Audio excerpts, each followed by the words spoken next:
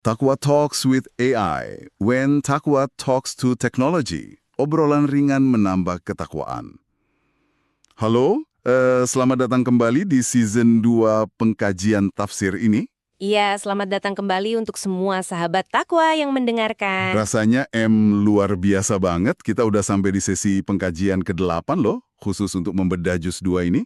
Betul sekali, perjalanan yang cukup panjang tapi sangat syarat makna ya. Mm-mm.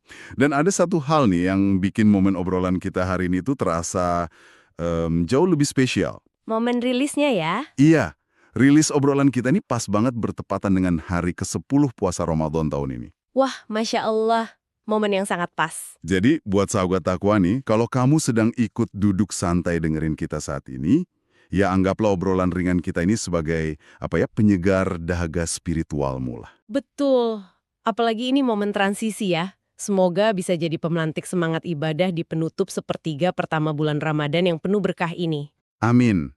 Oh ya, sebelum kita masuk lebih dalam, sekedar pengingat wajib nih. Seluruh rangkaian pengkajian tafsir kita ini selalu berada di bawah pengawasan dan bimbingan Ustadz Ahmad Alifian, BA, LC.MA. Ini penting sekali, supaya setiap pemahaman yang kita gali itu tidak melenceng, tetap lurus, mendalam, dan yang terpenting berlandaskan ilmu yang sahih. Bener banget. Nah, misi kita hari ini tuh sangat spesifik. Kita akan membedah surah Al-Baqarah ayat 149 dan 150. Topik utamanya tentang perintah perubahan arah kiblat ke Masjidil Haram. Tapi tentu aja, setelah aku baca-baca catatannya, ini bukan sekedar urusan arah fisik kan ya? Sama sekali bukan. Kalau kita telusuri lebih jauh nih, di balik perintah arah geografis ini tuh ada hikmah psikologis dan sosiologis yang sangat besar. Maksudnya dampaknya ke masyarakat saat itu. Tepat. Ayat ini mengajarkan kita tentang gimana sih merespons perdebatan di tengah masyarakat, lalu gimana menghadapi tekanan sosial yang luar biasa berat saat itu. Wah, tekanan sosial ya? Iya, dan yang paling krusial adalah bagaimana memusatkan rasa takut kita itu murni hanya kepada Allah Subhanahu wa Ta'ala. Situasi mental umat Islam di Madinah saat ayat ini turun tuh sebenarnya sangat relate dengan apa yang kita hadapi di dunia modern. Relate gimana tuh? Terutama saat kita dihadapkan pada opini publik yang bising banget. Ah ya, bisingnya luar biasa zaman sekarang ya. Oke, mari kita bedah ini dari fondasinya dulu deh. Biar pemahaman sahabat takwa lebih utuh tentang konteks besarnya. Silakan. Sebelum masuk ke ayat 149 ini, kan ada ayat 148 tuh.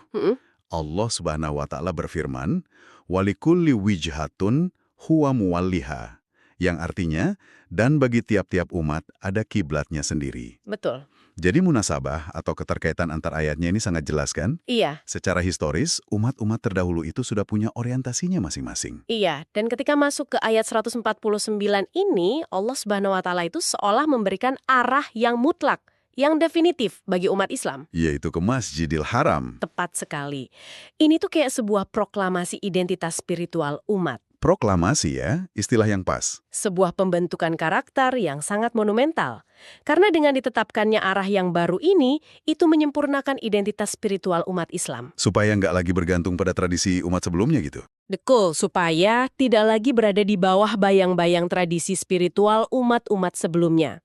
Tapi, yang bikin dinamika ini makin menarik buat dikaji itu, cara Al-Quran menyampaikan perintahnya. Nah, itu dia poin yang selalu bikin aku penasaran banget waktu baca runtutan ayat ini. Bagian pengulangannya. Iya, perintah untuk menghadapkan wajah ke arah Masjidil Haram ini kan diulang sampai 3 kali tuh, dalam rentang ayat yang jaraknya deketan banget. Coba kita runut ya. Di ayat 144 ada, lalu diulang di ayat 149 yang lagi kita bahas ini, terus diulang lagi di ayat 150. Pengulangan yang intens banget ini pasti bawa bobot makna yang spesifik dong, nggak mungkin cuma sekedar ngulang kalimat biasa. Yang menakjubkan di sini adalah ulama-ulama mufasir besar seperti Fakhruddin Ar-Razi dan Imam Al-Qurtubi di dalam karya tafsir mereka itu udah membedah rahasia di balik pengulangan ini. Terus rahasianya apa tuh? Repetisi ini secara luar biasa mencakup seluruh dimensi spasial atau kondisi letak geografis umat Islam itu sendiri. Maksudnya gimana? Perintah ini sengaja dirancang supaya menyapu bersih segala bentuk keraguan berdasarkan di titik mana si seseorang itu lagi berdiri waktu sholat tiba. Oh, jadi ini semacam penegasan hukum universal yang nutup semua celah perdebatan ya? Betul. Coba bayangkan 3 kondisi ini. Kondisi spasial yang pertama, ini pastinya ditujukan untuk mereka yang posisinya paling dekat. Berarti yang ada di dalam kota Mekah. Spesifiknya yang sedang ada di dalam area Masjidil Haram dan bisa melihat bangunan fisik Ka'bah itu secara langsung pakai mata kepala mereka sendiri. Oke, jadi bagi mereka kewajibannya menghadap persis ke bangunan fisiknya ya? Tepat. Lalu pengulangan yang kedua, ini mencakup kondisi mereka yang masih berada di kota Mekah atau di sekitarnya, tapi posisi mereka terhalang. Terhalang kayak ketutut bangunan atau bukit gitu. Nah, itu. Karena ketutup mereka kan nggak bisa lihat Ka'bah secara langsung tuh. Bagi mereka, diwajibkan menghadap ke arah letak Masjidil Haramnya. Ah, masuk akal. Terus pengulangan yang ketiga. Ini yang jangkauannya paling luas. Diperuntukkan buat mereka yang sedang dalam perjalanan jauh, para musafir, atau umat Islam yang tinggal di belahan bumi lainnya yang jaraknya ribuan kilometer dari Mekah. Kayak kita di Indonesia ini ya. Betul sekali. Penjelasan ini rapi banget ya. Ini memastikan nggak ada satupun muslim dimanapun dia berpijak di bumi ini yang ngerasa bingung. Ini, di luar urusan tata letak geografis tadi, kita kan juga harus ingat realitas sejarah saat itu. Perubahan arah kiblat dari Baitul Maqdis ke Masjidil Haram ini kan bukan peristiwa biasa. Sangat bukan peristiwa biasa. Ini adalah peristiwa naskh pertama dalam sejarah Islam. Pembatalan atau perubahan sebuah hukum syariat ya. Betul, dan peristiwa naskh ini menciptakan guncangan sosial yang luar biasa dahsyat di Madinah waktu itu. Guncangan sosial. Coba deh posisikan diri sahabat takwa pada masa itu. Umat Islam di Madinah tuh udah terbiasa banget beribadah menghadap ke arah Baitul Maqdis di wilayah Syam. Kalau nggak salah itu berlangsung selama kurang lebih 16 atau 17 bulan kan? Iya, bayangkan 16 bulan lebih. Itu kan udah jadi rutinitas spiritual yang sangat mengakar kuat di hati mereka. Lalu tiba-tiba arah sholatnya disuruh putar 180 derajat ke arah Mekah. Wah, ini sih bukan cuma ganti arah ya. Ini ujian mental. Ujian keimanan tingkat tinggi. Dan musuh-musuh Islam di Madinah, yang emang dari awal selalu cari celah, langsung memanfaatkan momen kebingungan ini. Buat apa ini? Nyebar hoaks. Buat melancarkan perang psikologis? Mereka langsung menyebarkan fitnah dan keraguan besar di tengah masyarakat Madinah. Oh, pantesan. Makanya, penegasan yang diulang sampai 3 kali dari Allah Subhanahu wa Ta'ala ini punya fungsi ganda. Fungsi ganda gimana? Selain menetapkan aturan hukum tata ruang tadi, ini tuh juga bentuk dukungan emosional yang kuat, sebuah pelukan psikologis. Supaya hati kaum muslimin jadi mantap ya? Betul, supaya mereka yakin bahwa ini murni 100% perintah ilahi, bukan sekedar keputusan subjektif atau emosional dari Nabi Muhammad Sallallahu Alaihi Wasallam. Luar biasa rumit ya tensi posisinya saat itu. Pantesan di tengah perang psikologis tersebut, di ayat 150 ini ada frasa yang berbunyi, liyalla yakuna linnasi alaikum hujjah. Yang terjemahannya agar tidak ada alasan bagi manusia untuk menentangmu. Nah, waktu aku baca penjelasan di Tafsir At-Tabari yang merujuk pada riwayat sahabat Ibnu Abbas dan juga Mujahid, ternyata kelompok manusia yang rajin melempar argumen negatif ini punya narasi yang aneh. Aneh gimana maksudnya? Narasi mereka itu saling bertolak belakang satu sama lain. Iya, narasinya memang saling berbenturan. Tapi jangan salah, mereka punya satu tujuan utama yang sama persis. Yaitu menyudutkan umat Islam kan? Iya, menyudutkan posisi umat Islam dan meruntuhkan kredibilitas Nabi Muhammad Shallallahu Alaihi Wasallam. Siapa aja sih kubu-kubu ini? Kubu pertama itu kaum Yahudi di Madinah. Sebelum perubahan kiblat ini turun, mereka itu merasa punya semacam supremasi spiritual yang tinggi. Karena umat Islam sholatnya ngikutin kiblat mereka gitu. Betul, karena umat Islam saat itu sholat menghadap kiblat para nabi dari Bani Israel. Nah, begitu kiblatnya tiba-tiba diubah ke Ka'bah, mereka merasa kehilangan validasi itu. Pantesan argumen yang mereka sebarkan di pasar-pasar Madinah itu sinis banget. Mereka nyebarin narasi apa emangnya? Mereka nyebarin omongan kayak gini. Kalau Muhammad SAW itu emang nabi yang bawa kebenaran, kok dia malah ninggalin kiblat para nabi besar sebelumnya di Baitul Maqdis? Menggiring opini ya? Iya, bahkan mereka nuduh keputusan ganti kiblat ini pasti cuma didasari hawa nafsu dan kerinduan butanya pada kampung halamannya di Mekah. Wah, fitnah yang keji sekali. Itu baru dari satu sisi. Sementara di sisi lain, kaum musyrikin Mekah punya pandangan yang sama sekali berbeda. Tapi efek rusaknya sama aja. Kaum musyrikin Mekah ini justru memutarbalikan fakta buat memvalidasi kesyirikan mereka sendiri. Lah gimana caranya? Mereka malah bersorak kegirangan. Mereka nyebarin opini begini. Coba lihat tuh, Muhammad perlahan-lahan mulai nyadar kesalahannya dan sekarang balik menghadap ke Ka'bah kita. Astaga. Ini adalah sinyal kuat kalau sebentar lagi dia bakal menyerah dan balik meluk agama nenek moyang kita. Ya ampun, disinilah kelihatan banget ya. Gimana sebuah kebenaran ilahi yang lurus itu bisa dipelintir jadi dua kesimpulan yang sama-sama ngawur. Karena pihak-pihak itu udah punya agenda tersembunyi dari awal. Ditarik dari kiri, diserang dari kanan. Lelah banget pasti secara mental para sahabat saat itu. Sangat melelahkan. Illa alladzina dzalamu minhum, kecuali orang-orang yang zalim di antara mereka. Ini menunjukkan pemahaman psikologis dari Al-Quran tentang tabiat manusia yang dalam banget. Betul sekali. Ayat ini tuh membedah anatomi sifat keras kepala manusia. Maksudnya, sejelas apapun buktinya tetap aja dibantah. Persis. Sekuat apapun fondasi kebenaran yang kamu hadirkan, bahkan kalau kebenaran itu udah seterang matahari siang bolong di depan mata mereka, orang yang hatinya udah ketutup kezaliman dan kesombongan gak akan pernah cari celah. Celah buat nyerang balik ya. Ya, dalam terminologi tafsir Al-Quran, argumen-argumen yang mereka bawa ini tuh sering banget disebut sebagai hujah dahidah.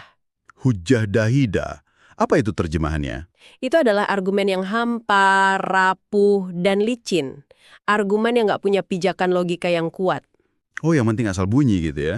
Mereka itu berdebat bukan dalam rangka nyari pencerahan atau nemuin kebenaran objektif.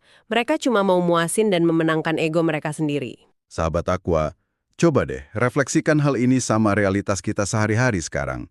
Fenomena hujah dahidah ini tuh kental banget kita rasain di era digital. Sangat relevan dengan kultur media sosial masa kini. Banget! Bayangin aja iklim diskusi di kolom komentar X atau TikTok.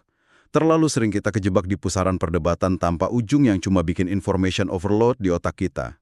Terkadang kan kita tuh ngerasa gatel ya, ngerasa harus banget ngebales komentar orang. Iya, padahal dari awal emang niat orang itu cuma mau mancing keributan atau memprovokasi, bukan mau diskusi sehat atau bertukar pikiran. Nah, ayat ini secara nggak langsung tuh ngajarin kita sebuah strategi manajemen energi mental yang luar biasa elegan. Gimana strateginya? Jangan habiskan energi dan kewarasanmu buat ngeladenin mereka yang ngajak ribut murni karena kezaliman hati. Abaikan aja ya. Tinggalkan. Mengelola respon kita terhadap provokasi itu bagian tak terpisahkan dari usaha menjaga ketahanan spiritual kita. Setuju banget. Dan kalau ngomongin soal gimana ulama-ulama terdahulu merespons perdebatan bodoh dengan cara yang elegan, aku nemu kisah yang keren banget. Oh, rekam jejak sejarah dari ulama masa lalu ya? Iya, ini salah satu bagian paling favorit aku dari persiapan kajian kita hari ini. Aku baca sebuah kisah yang tercatat rapi di dalam kitab tafsir At-Talabi. Kisah tentang siapa ini? Kisah ini melibatkan seorang ulama besar dari kalangan tabi'in yang keilmuannya itu sangat disegani. Namanya Abu Al-Aliyah. Ah, Abu Al-Aliyah. Salah satu rujukan tafsir yang otoritatif. Benar. Sahabat Taqwa, dengerin ceritanya ya. Perhatikan gimana ketenangan dan wawasan sejarah yang luas itu bisa membungkam argumen yang awalnya terkesan kuat banget. Gimana awal mula kejadiannya? Jadi suatu ketika, ada seorang Yahudi mendatangi Abu Al-Aliyah. Niat awalnya emang udah jelek. Pengen mematahkan landasan historis umat Islam soal kiblat. Sengaja nyari gara-gara nih. Betul. Orang ini dengan pedenya ngelempar argumen, Nabi Musa alaihissalam itu kalau melaksanakan salat, beliau kan selalu menghadap ke arah batu, yaitu Sakhrah yang ada di Baitul Maqdis. Jadi aneh dan sama sekali nggak berdasar kalau umat Islam sekarang malah mengklaim Ka'bah sebagai pusat ibadah. Argumen yang lumayan tajam dan dirancang buat mojokin lawan bicara ya. Kalau orang biasa, mungkin langsung emosi dengernya. Tapi respon Abu Al-Aliyah ini benar-benar nunjukin kelas keilmuannya yang tinggi. Beliau pastinya tidak merespons dengan gaya defensif yang emosional dong. Sama sekali nggak. Abu Al-Aliyah itu menjawab dengan nada yang sangat tenang, tapi presisi banget. Beliau bilang, benar, Musa memang melaksanakan sholat di dekat batu tersebut. Beliau membenarkan premis awalnya ya. Ya, tapi kelanjutannya bikin kaget. Beliau nambahin, namun yang perlu Anda ketahui, saat beliau sholat di sana, wajah beliau tetap dihadapkan lurus ke arah Baitullah, yaitu Ka'bah. Wah, langsung membalikan argumen. Belum selesai sampai di situ. Abu Al-Aliyah Nggak cuma ngasih pernyataan retoris biasa. Beliau langsung nyodorin bukti arkeologis dan historis yang telak banget. Bukti apa yang beliau sampaikan? Beliau nyebutin fakta tentang keberadaan sebuah masjid kuno peninggalan zaman Dzul'arnain. Masjid bersejarah ini tuh unik banget karena diukir langsung menyatu dengan sebuah gunung. Menarik.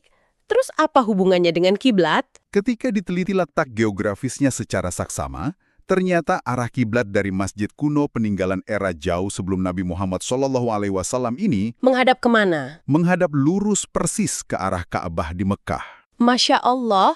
Begitu dengar fakta sejarah yang gak terbantahkan itu, sang pendebat tadi seketika kicep, terdiam, dan kehilangan kata-kata. Kisah Abu Al-Aliyah ini memberikan kita landasan filosofis yang sangat kuat ya dalam berdialog. Benar, bahwa bukti fisik dan jejak sejarah itu seringkali jadi jawaban paling ampuh buat ngembungkam asumsi-asumsi kosong. Dan kalau kita tarik benang merahnya ke ayat 149 yang lagi kita bedah ini, kisah tadi tuh kayak manifestasi nyata dari penggalan ayatnya. Penggalan ayat yang mana tuh? Wa innahu lal haqqu min rabbik. Dan sesungguhnya ia benar-benar kebenaran dari Tuhanmu. Ah iya, kebenaran yang absolut.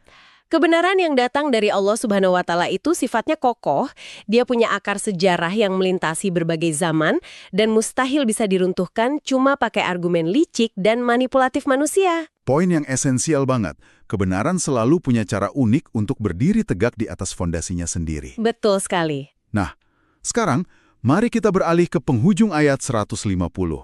Di sana ada sebuah perintah tegas yang seolah langsung nembus ke pusat kendali emosi manusia kita. Firman yang mana? Allah Subhanahu wa Ta'ala berfirman, "Fala takhshawhum wakhshawni." Maka janganlah kamu takut kepada mereka, tetapi takutlah kepadaku. Perintah yang luar biasa mendalam. Di tengah gempuran tekanan sosial dan propaganda yang begitu masif saat itu, umat Islam justru disuruh mengalihkan seluruh rasa takutnya. Cuma ke Sang Pencipta aja ya. Iya, ini adalah intisari dari prinsip ta'abud. Ta'abud itu penghambaan murni ya. Betul, penghambaan yang ikhlas, sebagaimana diuraikan dengan sangat cemerlang dalam tafsir Al-Mawardi. Secara konseptual, kita itu diajak nyadar kalau timur, barat, utara, selatan, Seluruh arah mata angin, seluruh dimensi ruang itu mutlak milik Allah Subhanahu wa Ta'ala. Jadi waktu Allah merintahkan umat Islam ganti arah kiblat, esensinya tuh bukan letak fisik petanya. terus apa esensi utamanya? Ujian ketundukan hati. Perintah jangan takut kepada mereka itu adalah sebuah instruksi psikologis yang membebaskan mental kaum muslimin. Oh, membebaskan dari apa? Dari belenggu intimidasi publik, umat Islam dididik keras supaya berani melepaskan diri dari tekanan sosial itu.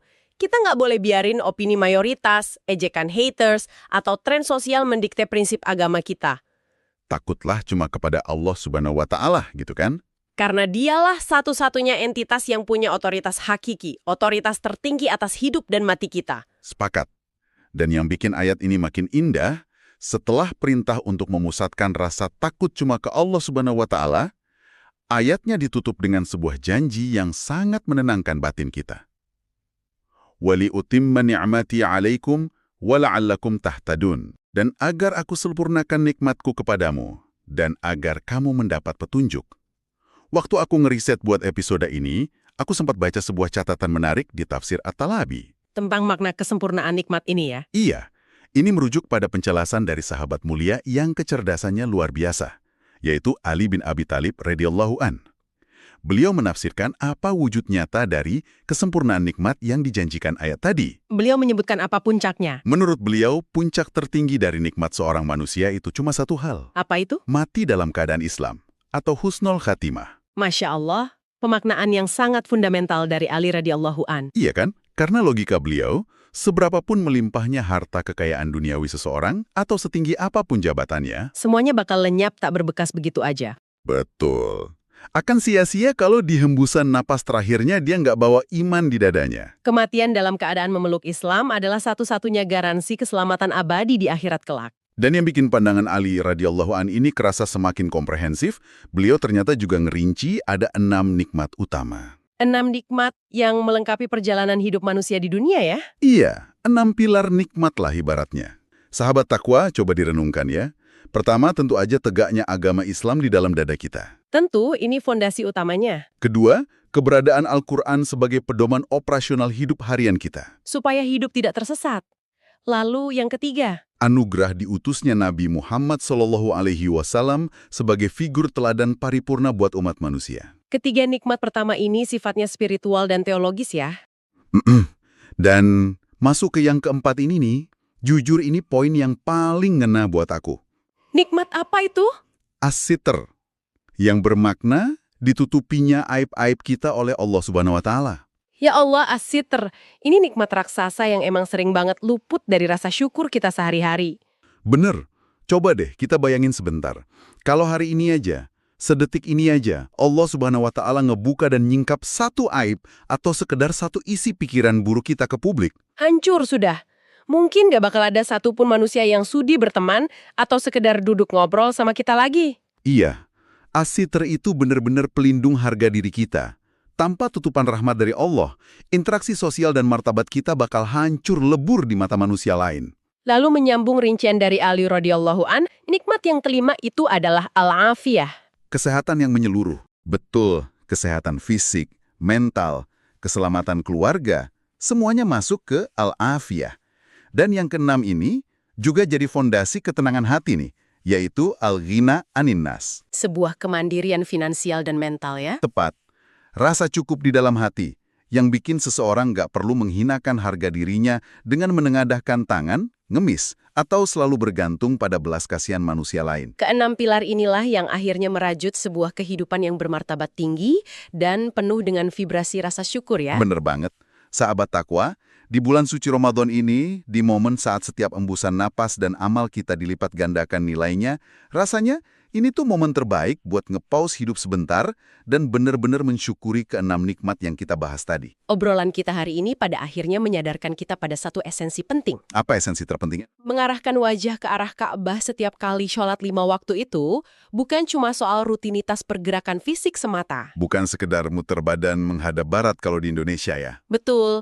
Itu adalah sebuah proses kalibrasi hati harian kita. Kalibrasi hati, istilah yang bagus banget. Iya, setiap kali kita ngangkat kedua tangan untuk takbiratul ihram, lalu menghadapkan wajah ke kiblat, pada hakikatnya kita itu lagi memusatkan kembali seluruh kecemasan kita, ambisi duniawi kita, dan orientasi hidup kita. Kita lagi ngeriset kompas batin kita ya. Supaya seluruh titik tujuan kehidupan yang fana ini murni hanya tertuju pada pencarian ridho Allah Subhanahu wa Ta'ala. Perubahan kiblat ini adalah ujian abadi tentang siapa sebenarnya saat ini memegang kendali arah hidup kita. Wah, merinding aku dengarnya. Mengkalibrasi hati emang proses panjang yang harus terus-terusan kita lakukan seumur hidup ya. Dan pembahasan ini membawa saya pada sebuah pemikiran pamungkas. Sesuatu yang mungkin bisa kita jadikan bahan perenungan mandiri bersama setelah kajian ini selesai nanti. Silahkan sampaikan buat aku dan sahabat takwa. Sahabat takwa, coba renungkan.